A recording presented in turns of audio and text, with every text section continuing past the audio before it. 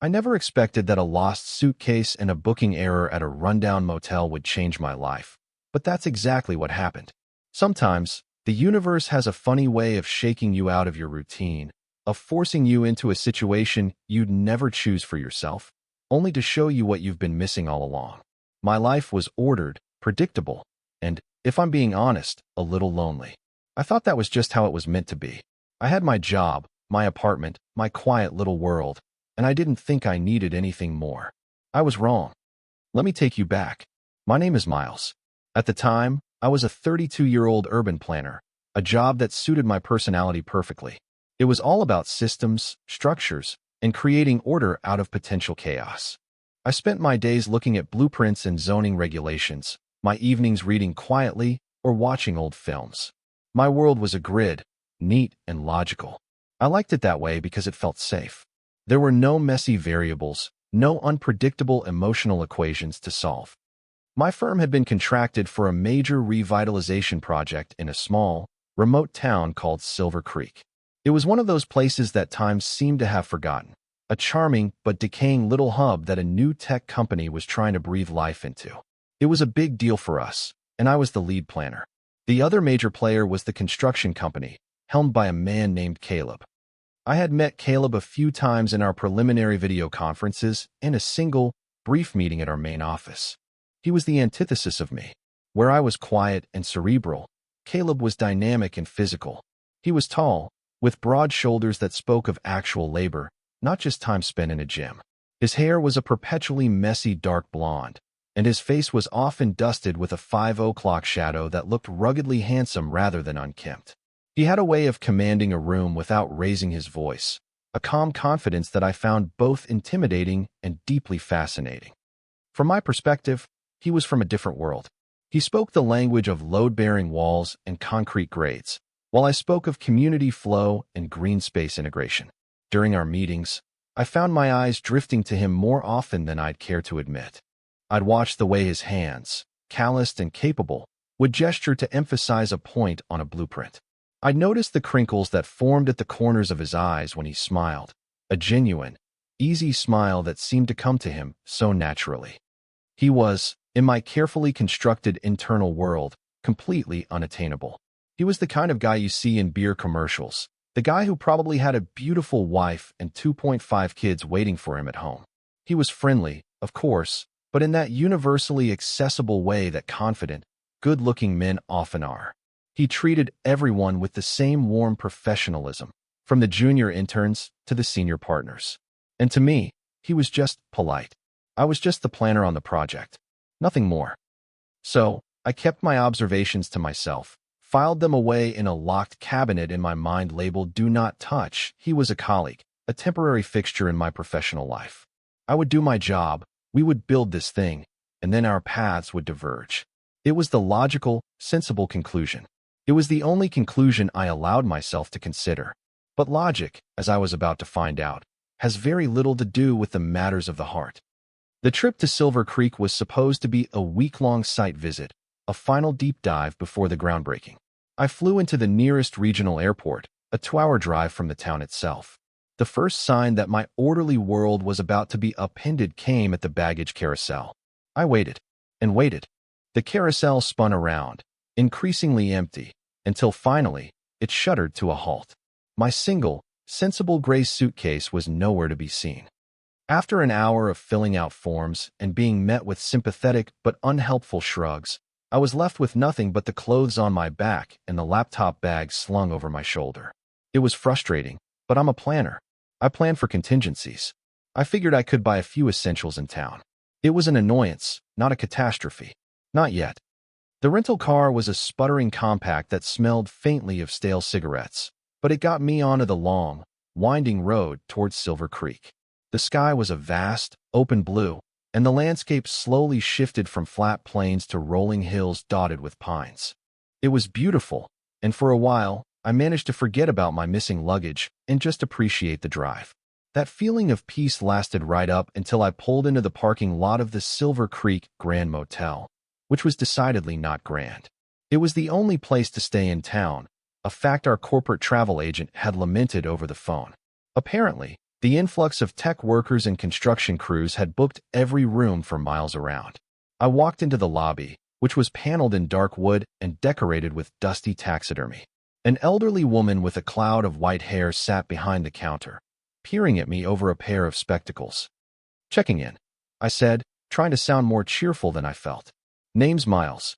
She tapped a few keys on an ancient-looking computer monitor. "Ah, yes. The reservation from your company. Room 207. Just one key." She slid a plastic keycard across the worn laminate countertop. Then she paused, her brow furrowing. "Oh, wait a minute. You're with the revitalization project, right?" I nodded. "Your partner already checked in." I blinked. "My partner? I traveled alone. My company knew that." Maybe she meant my colleague? But who? "Yes, a Mr. Caleb," she said, her eyes twinkling as if this was some fun little surprise. "He got here about an hour ago. Your company booked you both in the same room. Said it was the last one they had. A king suite." My blood ran cold. The last one they had. A king suite. The words echoed in my head, each one a small hammer blow against the carefully constructed walls of my composure. Caleb. I was sharing a room with Caleb. And not just any room, but a suite that likely just meant a slightly larger room with one, single, solitary king-sized bed. My mind raced, trying to find a logical explanation, an escape hatch. There had to be a mistake. A terrible, mortifying mistake. "There must be an error," I stammered, my voice sounding thin. "We were supposed to have separate rooms." The woman gave me a pitying look. "Honey, there isn't another empty room in a 50-mile radius. The tech company block booked everything else months ago. Your travel agent was practically begging for this one. Said you two could work it out," she shrugged, a gesture that said, "Not my problem, there's a pull-out sofa in there, if that helps." It didn't really help. The image of me, rumpled and luggage-less, trying to sleep on a lumpy motel sofa while Caleb, confident, composed Caleb, slept peacefully a few feet away in a giant bed was almost too much to bear. I took the keycard, my hand trembling slightly. This was no longer an annoyance. This was a catastrophe. A full-blown, 5-alarm, professional and personal boundaries are on fire catastrophe. My perfectly grid world was tilting on its axis, and I had no idea how to set it right. I stood outside the door to room 207 for what felt like an eternity, keycard in hand. My heart was pounding a frantic rhythm against my ribs. What was I supposed to do? What was I supposed to say? "Hi. We've only met a few times, but apparently we're roommates for the week. And by the way, the airline lost all my clothes." It sounded like the opening scene of a very awkward comedy. Taking a deep breath, I finally swiped the card. The light blinked green, and the lock clicked open. I pushed the door inward and was greeted by the scent of pine-scented cleaner and old carpet. The room was brown. Brown curtains, brown bedspread, brown wood veneer furniture. And there, in the middle of it all, was the king-sized bed, looking enormous and impossibly intimate. Caleb was standing by the window, looking out at the parking lot, his back to me. He turned as I entered, a surprised but not unwelcoming expression on his face. "Miles. Hey. I was wondering when you'd get here." He was wearing a simple gray t-shirt that stretched across his chest and a pair of worn jeans. He looked comfortable. He looked like he belonged here. I, on the other hand, felt like an alien who had just crash-landed. "Caleb," I managed, my voice a little hoarse. "So, looks like there was a bit of a mix-up with the booking." I gestured vaguely around the room, as if it could explain everything for me. He chuckled, a low, easy sound that did little to calm my nerves. "Yeah, I gathered that when I checked in." The woman at the front desk seemed to think it was hilarious. He ran a hand through his hair. "Sorry about this. I know it's not ideal." "It's fine," I lied, forcing a tight smile. "There's a sofa, right? I can take the sofa. No problem." He shook his head immediately. "No way. The bed is huge. We can share." "I don't mind if you don't." He said it so casually, as if he were offering to share a bag of chips. For him, this was a simple logistical problem with a simple solution. For me, it was a minefield. But refusing would make it even more awkward, wouldn't it? It would draw attention to the very fact I was trying to hide, that the thought of sharing a bed with him sent my pulse into overdrive. Before I could respond, he noticed my distinct lack of luggage. "Where's your stuff?"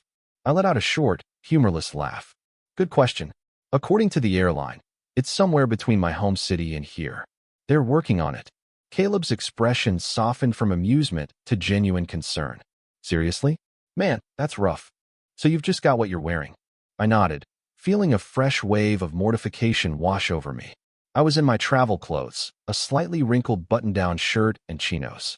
They already felt grimy from the flight and the long drive. Well, that's not going to work, he said, already moving toward his own suitcase, which was sitting open on a luggage rack. We're about the same height. My stuff might be a little big on you in the shoulders, but it's better than nothing. He started pulling out clothes. A pair of sweatpants, a few t-shirts, a thick hoodie. Take whatever you need. Seriously. T-shirts, socks, underwear. Well, maybe not underwear. You can probably buy those new, he grinned. But everything else is fair game. I was floored. Here was this man, this intimidatingly cool and confident man, offering me his clothes without a second thought. It was such a simple act of kindness, but it felt monumental. It was the first crack in the carefully constructed image I had of him. He wasn't just some rugged construction guy. He was thoughtful. He was kind. Thank you, I said, the words feeling inadequate. Really, you don't have to do that. Don't be ridiculous, he said, tossing a soft, gray t-shirt and a pair of black sweatpants onto the bed. We're a team this week, right? Gotta look out for each other. He clapped me on the shoulder, a friendly, solid gesture that sent a jolt of warmth through my entire body. Now, how about we get some dinner? I'm starving. I hear the motel diner has a surprisingly decent burger. Over dinner in the surprisingly charming, chrome and vinyl diner attached to the motel, the awkwardness began to melt away. Maybe it was the exhaustion, or maybe it was Caleb's easygoing nature, but I found myself relaxing for the first time all day. We talked about the project, but not in the formal, structured way we did in meetings. We talked about the challenges, the things we were excited about. I talked about my vision for the public park at the center of the development, and he listened, really listened, asking insightful questions that showed he'd thought about it beyond just the cost of pouring the concrete. Then, the conversation shifted. He asked me where I grew up, what got me into urban planning. I told him about my fascination with how cities worked, how people moved through spaces. He didn't seem bored at all. In fact, he seemed genuinely interested. In return, he told me about his own life. I learned that he hadn't always been in construction. He'd gone to school for fine arts, of all things, with a focus on sculpture. He said he loved working with his hands, making things that were tangible and real. Construction was a more practical application of that love, but he still had a workshop at his house where he carved intricate things out of wood in his spare time. This revelation stunned me. Caleb, the guy I'd pegged as a jock, was an artist. A sculptor. It was like finding a secret, hidden room in a house you thought you knew. It completely reconfigured my perception of him. The calloused hands I'd seen as just a sign of manual labor were also the hands of an artist. It made him infinitely more complex and infinitely more attractive. You should see some of his pieces, I said, my curiosity piqued. I bet they're amazing. A faint blush colored his cheeks, and he looked down at his plate, suddenly looking almost shy. They're nothing special. Just a hobby. It was the first time I'd ever seen him look anything less than completely self-assured. It was an endearing crack in his confident facade, a glimpse of a vulnerability that I hadn't known was there. And in that moment, sitting in a sticky vinyl booth under the hum of fluorescent lights, I felt a connection to him that went far beyond professional courtesy. Later that night, back in the room, a strange sort of domesticity settled over us. We agreed he would take the left side of the bed, and I would take the right. There was a good foot of space between us, a neutral territory that we both tacitly respected. I changed in the bathroom, emerging in the t-shirt and sweatpants he had loaned me. The shirt smelled faintly of his laundry detergent, a clean, fresh scent that was both comforting and disturbingly intimate. We lay there in the dark, the only light coming from the crack under the door and the red glow of the digital clock. For a long time, neither of us spoke. I could hear the sound of his breathing, slow and steady. I was acutely aware of his presence, of the warmth radiating from his body across the small distance between us. My own breathing was shallow, my mind a whirlwind of thoughts. Then, his voice came out of the darkness, quiet and thoughtful. "You know, I'm glad it's you." "What do you mean?" I asked, my heart skipping a beat. "The room mix-up," he clarified. "If I had to be stuck sharing a room with someone from the project, I'm glad it's you. You're Easy to be around, Miles. I didn't know what to say. My mind, usually so adept at finding the right words, was completely blank. All I could manage was a quiet, "You too." He chuckled softly. Good. A comfortable silence fell between us again, but this time it felt different. It was filled with a new, unspoken understanding. It was in that small, significant moment, lying in the dark in a strange motel room, that I realized my carefully constructed world was not just tilting. It was shattering. And for the first time in a very long time, I wasn't afraid of the pieces falling. I was hopeful about how they might land. The next morning, I woke up to the sound of the shower running. For a disoriented moment, I forgot where I was. Then it all came rushing back. The motel, the lost luggage, Caleb. I was lying on my side of the massive bed, and his side was empty, the covers thrown back. Sunlight streamed through a gap in the thick, brown curtains. I felt surprisingly well rested. I lay there, listening to the water drumming against the fiberglass shower stall. It felt strangely domestic, almost like a scene from a life I could never have imagined for myself. My anxiety from the previous day had been replaced by a quiet hum of something else. Hope, maybe? It was a dangerous feeling, but it was also exhilarating. The water shut off, and a few minutes later, Caleb emerged from the bathroom, a towel knotted low around his hips. Droplets of water clung to his shoulders and chest, catching the light. His hair was dark and slicked back from his forehead. He looked incredible. I quickly averted my eyes, feeling my cheeks flush, and pretended to be intensely interested in the ceiling stucco. "Morning," he said, his voice still a little rough with sleep. "Bathroom's all yours. Don't use up all the hot water," he grinned, and I felt my stomach do a little flip. "Thanks," I mumbled, swinging my legs out of bed. The borrowed sweatpants were soft against my skin. I still need to run out and buy some essentials. Yeah, right. There's a general store just down the road. You should be able to find a toothbrush there at least," he said, rummaging through his suitcase for a clean shirt. The casual way he stood there, half naked and completely at ease, was doing things to my nervous system that were definitely not covered in any professional conduct manual. I escaped into the steamy bathroom, my heart thumping. I leaned against the door for a second, closing my eyes. Get a grip, Miles. This is a work trip. He's just being nice.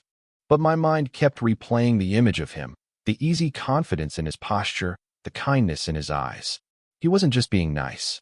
There was something more here, a current of warmth and connection flowing just beneath the surface.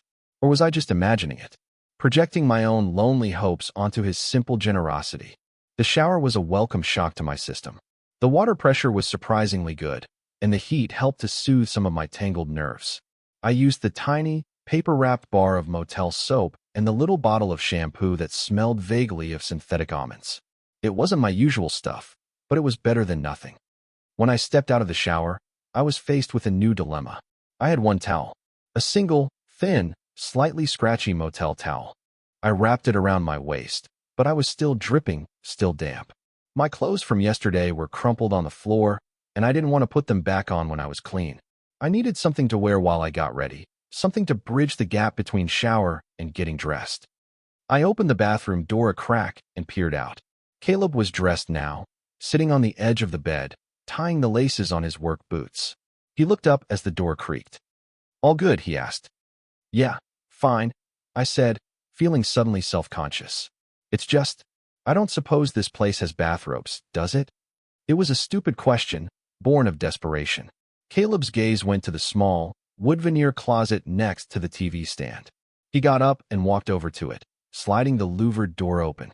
He reached inside and, to my utter astonishment, pulled out a single, pristine white terry cloth robe.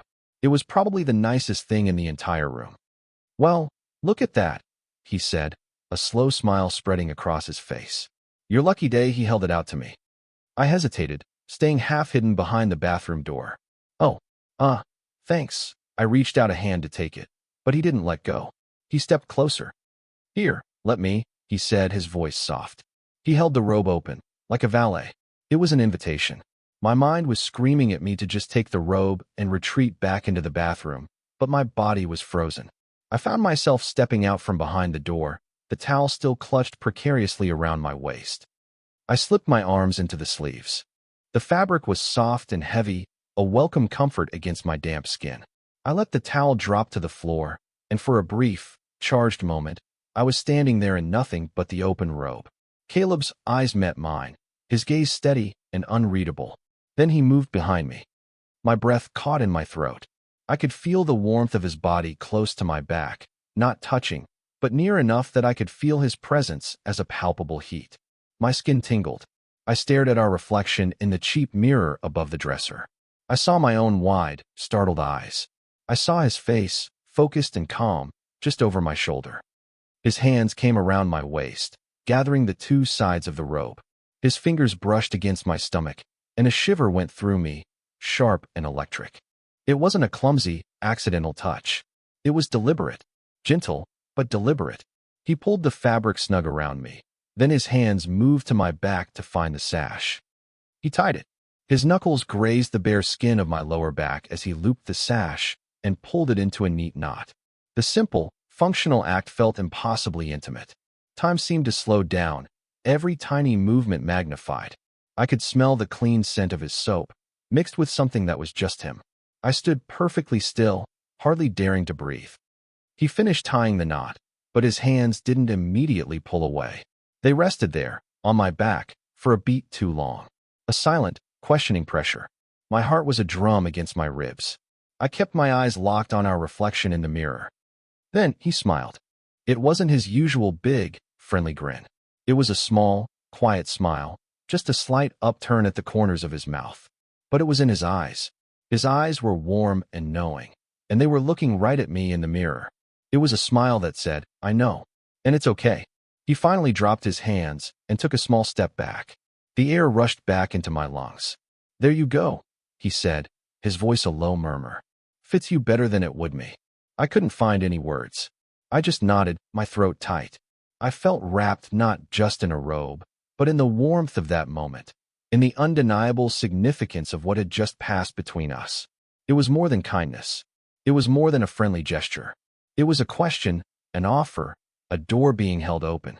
And in that moment, looking at his small, knowing smile in the mirror, I knew, with a terrifying and exhilarating certainty, that I wanted to walk through it. The rest of that morning passed in a haze. We had to get to the construction site for a pre-inspection with the foreman. The entire time, my mind wasn't on soil composition or support beam placements. It was replaying the moment with the robe, over and over again, like a film loop. I could still feel the phantom sensation of his hands on my back, the warmth of his body behind me, the intensity of his gaze in the mirror. A new kind of awareness hummed between us, a taut wire of unspoken tension. The easy camaraderie of the night before had been replaced by a careful, charged quiet. We were polite, professional, but the air was thick with things left unsaid. When our hands brushed as we were both reaching for the same set of blueprints, we both flinched back as if we'd touched a live wire. Caleb was quieter than usual, too. His easy smiles were gone, replaced by a more thoughtful, almost guarded expression. I kept catching him looking at me when he thought I wasn't paying attention, his brow furrowed in concentration, as if he were trying to solve a complex puzzle. The moment our eyes met, he would look away quickly, a flicker of something, uncertainty, nervousness, in his expression. It was agonizing. My internal monologue was working overtime, analyzing every tiny detail. The robe, the smile, the lingering touch. What did it mean? Was I reading too much into a simple, helpful gesture? My logical, planner's mind was desperate to categorize the event, to file it away as either meaningful or meaningless, but it refused to be categorized. It was too ambiguous, too charged with potential. Hope and fear were at war inside me. One moment, I was soaring, convinced that the connection was real, that he felt it too. The smile in the mirror was proof, wasn't it? It was a silent acknowledgement, a shared secret. The next moment, I was crashing back to earth, consumed by doubt. I was just a lonely, gay guy on a work trip, projecting his fantasies onto a kind, straight colleague. The gesture was just that, a gesture. Tying a robe for someone without luggage is just a nice thing to do. I was an idiot for thinking it could be anything more. I was going to make a fool of myself. This internal tug-of-war was exhausting. At the sight, I fumbled my words. I misread a measurement on a plan. I had to ask the foreman to repeat himself twice. I felt completely disconnected from my own body, my own mind. My entire consciousness was focused on Caleb, on the space between us, on the silent conversation we were having without speaking a single word. After the site visit, we drove back to the motel in near total silence. The truck's radio was off. The only sounds were the engine and the tires on the gravel road. The air was so heavy I felt like I could barely breathe. I wanted to say something, anything, to break the tension, but my throat was closed up tight. What could I even say? So, about that robe this morning, it was unthinkable. Back at the room, the awkwardness reached a crescendo. We both just stood there for a moment, in the middle of the brown carpet, avoiding eye contact. The king-sized bed seemed to loom even larger than before, a silent testament to our forced intimacy. I'm going to, get some work done, I said finally, gesturing toward my laptop bag. It was a flimsy excuse. The last thing I could concentrate on was work. Yeah, me too, Caleb said, though he made no move toward his own things. He just stood there, running a hand over the back of his neck. He looked as uncomfortable as I felt. I retreated to the small desk in the corner, booted up my laptop, and stared blankly at a spreadsheet. The numbers swam before my eyes. I was acutely aware of every move he made. The sound of him unzipping his bag, the rustle of paper, the soft sigh he let out as he sat on the edge of the bed. My mind was a chaotic storm of overthinking. I replayed the robe incident from every conceivable angle. Maybe he was just being European about it, more comfortable with physical touch. But he was from Ohio. Maybe he felt awkward about it now, regretting his over-friendliness. Maybe he was worried that I had gotten the wrong idea. That thought sent a cold spike of dread through my chest. Had I made him uncomfortable? Was my reaction, my silence, my own awkwardness, a sign that I was reading into things? This is what I do. I analyze, I deconstruct, I look for patterns. It's what makes me a good planner. But when applied to human emotion, it's a form of self-torture. I was building elaborate scenarios in my head, constructing arguments for and against the possibility of his interest, drawing up blueprints of potential heartbreak. I had to know. The uncertainty was worse than rejection. Rejection I could handle. I had handled it before. It was neat. It was a definitive answer. You retreat, you rebuild, you move on. But this limbo, this tightrope walk between hope and fear, was excruciating. I spent the next hour pretending to work, my stomach in knots, my thoughts spiraling. The silence in the room grew louder and louder, until it was a roaring in my ears. Something had to give. The afternoon bled into evening, and the silence in the room remained, thick and suffocating. I had spent hours staring at my laptop screen, not a single word typed, not a single calculation made. The war in my head had left me drained, every ounce of my energy spent on fruitless analysis. The hope was a flickering candle, and the fear was a gale-force wind threatening to extinguish it for good. Finally, Caleb broke the silence. He cleared his throat, and the sound made me jump. I looked over at him. He was sitting on the edge of the bed, his hands clasped between his knees, staring at the floor. He looked incredibly nervous, all of his usual easy confidence gone. "Miles," he started, his voice quiet but clear in the still room. "Can we talk?" My heart hammered against my chest. This was it. This was the moment he was going to let me down easy, to apologize for any misunderstanding, to reestablish the professional boundary I had so clearly imagined him crossing. "Sure," I managed to say, my own voice barely a whisper. I swiveled my chair to face him, bracing myself for the impact. He took a deep breath, still not looking at me. This is hard for me to say," he paused, searching for the words. "Look, this whole situation with the room, it wasn't entirely an accident." I blinked, confused. "What do you mean?" The woman at the desk said the travel agent begged for the room.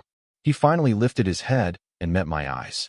His gaze was direct, intense, and full of an emotion I couldn't quite name. "She did. But the agent called me first.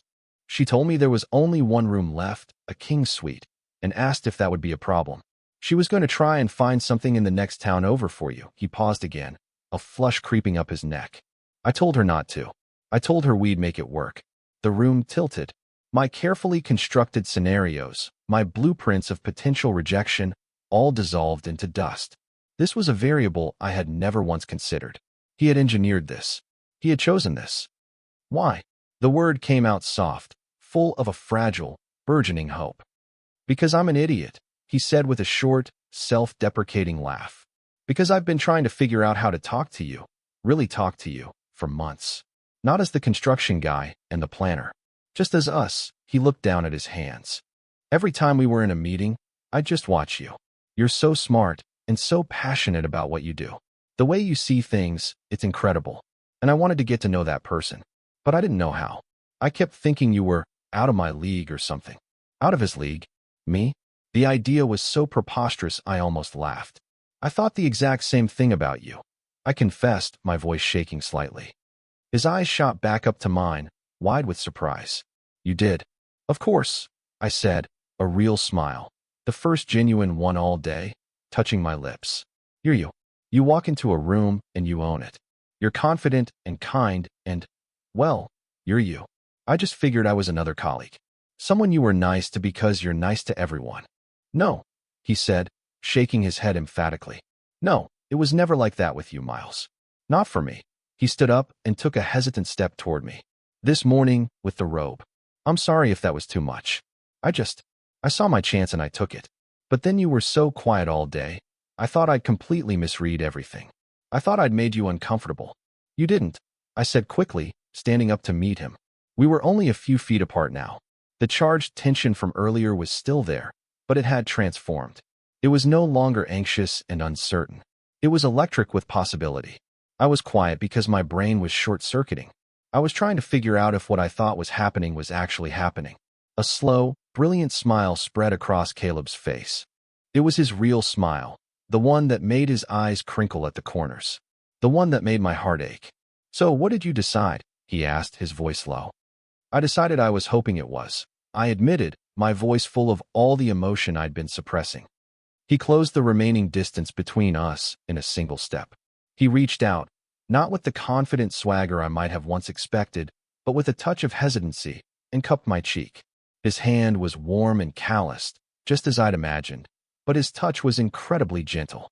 Good, he whispered. Because it is. And then he leaned in and kissed me. It wasn't a tentative, questioning kiss. It was a kiss of confirmation, of relief. It was confident and sure, but also tender and full of all the unspoken things that had been hanging in the air between us. It tasted of hope. I melted into it, my hands coming up to rest on his chest, feeling the steady, strong beat of his heart beneath my palms. All the anxiety, all the fear, all the overthinking, it all just washed away, replaced by a profound sense of rightness. This was real. This was happening. The pieces of my shattered world were finally landing, and they were forming a picture more beautiful than I could have ever planned. The rest of that week in Silver Creek felt like a dream. The awkwardness was gone, replaced by an easy, joyful intimacy. My lost suitcase finally showed up on the third day, and we both just laughed as I unpacked my own sensible clothes, which now seemed boring compared to the soft, borrowed t-shirts of his that I had grown accustomed to. The motel room, once a source of anxiety, became our private sanctuary. The king-size bed no longer had a neutral territory down the middle. It was all shared space now. We worked during the day, but our interactions were different. There were stolen glances across blueprint tables, small smiles shared over the heads of subcontractors, and the occasional, fleeting touch of his hand on the small of my back as he passed by. It was our secret, a warm, glowing ember that we carried with us. In the evenings, we'd have dinner at the little diner or drive out to a scenic overlook and just talk for hours, learning the landscapes of each other's lives. He showed me pictures of his woodwork on his phone, intricate, beautiful sculptures of birds and abstract shapes. They were breathtaking. I told him about my secret dream to one day design a community from the ground up, not for a corporation, but for people who really needed it. He didn't just listen, he understood. When the week was over and it was time to fly home, there was no question about what would happen next. This wasn't a work trip fling. It was the beginning of something real and solid, something built on a foundation more sturdy than any we were inspecting. Our first official date back home was simple. We went to a small Italian restaurant, and then we went back to my apartment. My neat, orderly, quiet apartment suddenly felt different with him in it. It felt warmer, fuller. It felt more like a home. He spent the night, and in the morning, as I was making coffee, he came up behind me. He wrapped his arms around my waist and rested his chin on my shoulder, his body warm against my back. It was a simple, domestic gesture, but it sent a thrill of pure happiness through me. It felt so much like that moment in the motel, but stripped of all the anxiety and uncertainty. It was just easy. It was just us. We fell into a rhythm that felt both new and completely natural. We went to movies, cooked dinners, and met each other's friends. I visited his workshop and was awed by the feel of the smooth, carved wood under my fingers and the passion he had for his art. He came with me to a dry, academic lecture on sustainable urban design and afterward asked the most intelligent questions, his genuine interest a quiet gift. We were from different worlds, yes, but we found that our worlds weren't so far apart. They overlapped in all the ways that mattered. It's funny, isn't it? How life works. You spend so long building walls to keep yourself safe, arranging your life in a neat, predictable pattern because you're afraid of the messy, unpredictable nature of human connection. You think you're in control. But all it takes is one lost suitcase, one booking error, one act of unexpected kindness to show you that the best laid plans are nothing compared to the beautiful, chaotic, wonderful surprise of letting someone in. That motel robe still hangs in the back of my closet. Sometimes I see it and I smile, reminded of the moment my carefully grid world was turned upside down. I never expected that sharing a room with a colleague would change my life, but it did. It didn't just give me a partner. It gave me a home in another person's heart, proving that sometimes the most wonderful destinations are the ones you never planned to visit at all.